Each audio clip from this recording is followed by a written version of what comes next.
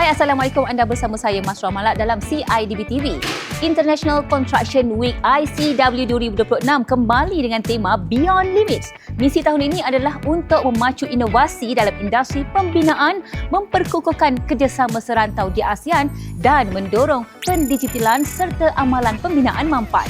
ICW 2026 bertujuan untuk menjadikan Malaysia hub utama bagi teknologi pembinaan dan pembangunan infrastruktur yang berdaya tahan. Selain daripada Build Expo 2026, ICW 2026 juga akan menampilkan GAFA 2026 yang membawa sektor kaca dan fasad untuk memperkukuh agenda kelestarian industri pembinaan.